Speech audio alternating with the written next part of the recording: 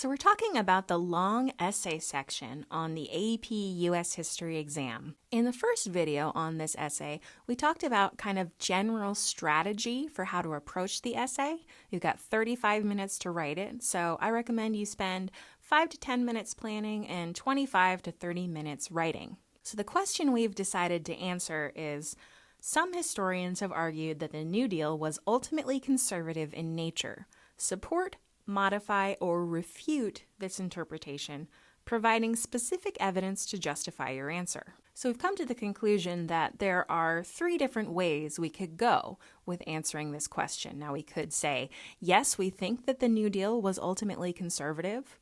We could say, no, actually the New Deal was quite radical. Or we could say it was both or neither, somewhere in between. So we then took the opportunity to just kind of brainstorm things that we might bring up in an essay like that. What kinds of facts are related to the New Deal? And we recalled that the New Deal was this series of programs implemented by President Franklin Delano Roosevelt and his administration to try to combat the Great Depression. And it contained a real alphabet soup of agencies which aimed at trying to get work to Americans, to help Americans who were struggling, and also to try to make sure that something like this never happened again. But we noted that the New Deal ultimately didn't really work.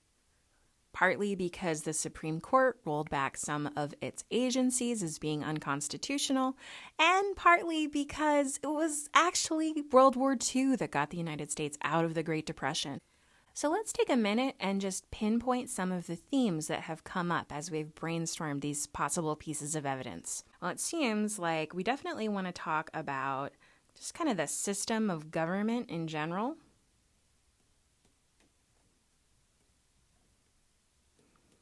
And definitely the economy. The economy is really the heart of the Great Depression. What else can we think about? Well, as historians, we're always interested in questions of race and class and gender. So we're always wondering, how did things affect people who were white differently than people who were black? How did it affect rich people differently than poor people, or women differently than men? And it's just a really useful way of thinking about how benefits in American society might not necessarily accrue to everyone.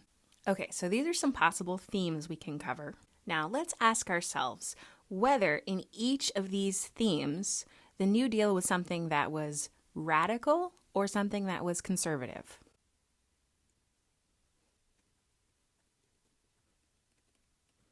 Okay, government. So was government in general kind of radical, or was it kind of conservative in this time period? Well, I think there's a good argument to be made that government was conservative in this time period because the United States didn't give up the democratic system. You know, many nations in the world did in this time period. Think about Germany, which became fascist in this time period.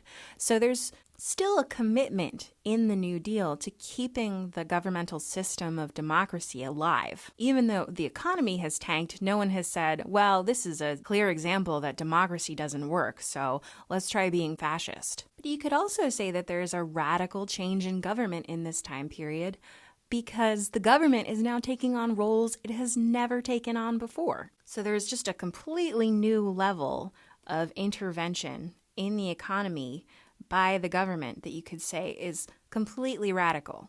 All right, how about the economy? Well, I think there's a good argument to be made that the New Deal was conservative in the economy because the United States didn't give up capitalism. You know, just like the United States decided that they weren't going to give up democracy, they weren't going to give up the system of capitalism itself. The New Deal instead, with things like the NRA or maybe Social Security, was instead designed to kind of shore up capitalism, to solve the problems of capitalism, instead of maybe going toward a completely government-run economy or a completely people-led economy like in communism. But you could also say that the economy in this time period is really radical because, again, there's this massive government intervention. There's a complete rewrite of how the United States thinks about what the role of government in the economy is. Okay, how about race? I think it's pretty easy to argue that the New Deal was conservative in terms of race, because very few people think of the 1930s as this major turning point for civil rights for African Americans or any other group. You know, in most cases, the economic pressure of the Great Depression meant that many people who are minorities, many women, actually lost their jobs because of a racist idea that white men were more deserving of those jobs. So you might say that, the civil rights movement doesn't happen till later. You could also talk about maybe job loss. On the flip side, you might talk about the opportunity that the Great Depression gave to talk about real economic disparities between whites and other races. You might even say, Eleanor Roosevelt in this time period was an essential advocate for civil rights, especially making sure that the benefits of the New Deal trickled down in whatever way they could to minorities, and that the New Deal itself was not intended to separate African Americans and whites in jobs, in its benefits. It was mostly administrators at the local level who might have prevented African Americans from reaping those benefits.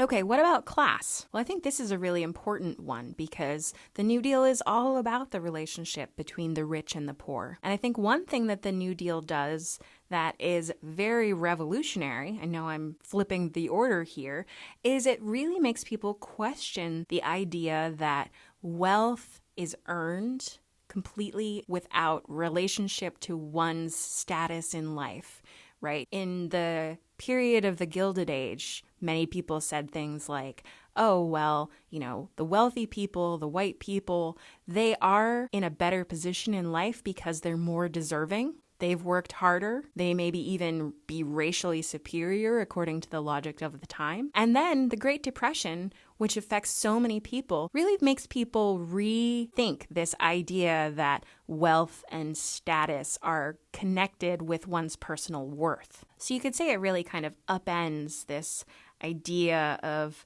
social Darwinism that, the fittest, the best in society are the ones who are prospering. But you could also say that in terms of class, once again, the New Deal was nothing like the revolution in Russia.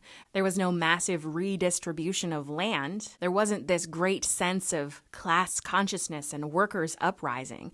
Instead, it pretty much continued the patterns of social classes that existed before.